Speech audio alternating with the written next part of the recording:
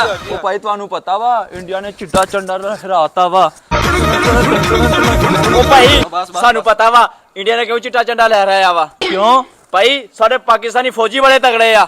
ਓਏ ਉਹਨਾਂ ਦੀ ਵਜ੍ਹਾ ਤੋਂ ਨਹੀਂ ਲਹਿਰਾਇਆ, ਸਾਡੇ ਪਾਕਿਸਤਾਨ ਦੀ ਆਵਾਮ ਜਿਹੜੀ ਬਾਰਡਰਾਂ ਤੇ ਚਲ ਗਈ ਸੀ ਉਹਦੀ ਵਜ੍ਹਾ ਤੋਂ ਹੋ ਰਹੇ ਆ। ਉਹ ਭਾਈ ਉਹਨਾਂ ਦੀ ਵਜ੍ਹਾ ਤੋਂ ਵੀ ਨਹੀਂ ਲਹਿਰਾਇਆ। ਉਹ ਭਾਈ ਜਿਹੜੇ ਸਾਡੇ F-16 ਜਾਂ ਸ਼ੂਟਰ ਰੰਗੇ ਨਾ ਉਹਨਾਂ ਦੇ ਮੁਲਕ ਜਿਹੜੇ ਗਏ ਉਹਨਾਂ ਤੋਂ ਡਰੇ ਆ। ਉਹ ਭਾਈ ਉਹਨਾਂ ਦੀ ਵਜ੍ਹਾ ਤੋਂ ਵੀ ਨਹੀਂ ਡਰੇ। ਸਾਡੇ ਜਿਹੜੇ ਪਾਕਿਸਤਾਨੀ ਪਠਾਨ ਇੱਥੇ ਨਸਵਾਰ ਰੱਖ ਕੇ ਗਏ ਸੀ ਉਹਨਾਂ ਦੀ ਵਜ੍ਹਾ ਤੋਂ ਲਹਿਰਾਇਆ ਵਾ। ਉਹ ਭਾਈ ਉਹਨਾਂ ਦੀ ਵਜ੍ਹਾ ਤੋਂ ਵੀ ਨਹੀਂ ਲਹਿਰਾਇਆ ਵਾ। ਤੇ ਭਾਈ ਫਿਰ ਕਿਹੜੀ ਸ਼ਾਇਦ ਲਹਿਰਾਇਆ ਉਹਨਾਂ ਨੇ? ਭਾਈ ਮੇਰੀ ਗੱਲ ਸੁਣੋ, ਡੋਨਲਡ ਟਰੰਪ ਨੇ ਕਿਹਾ ਵਾ ਜੇ ਪਾਕਿਸਤਾਨ ਨੂੰ ਕੁਛ ਵੀ ਹੋ ਗਿਆ ਨਾ ਸਾਰਾ ਕਰਜ਼ਾ ਮੋਦੀ ਨਹੀਂ ਦੇਣਾ ਵਾ, ਇਸ ਕਰਕੇ ਉਹ ਹਰੇ ਆ।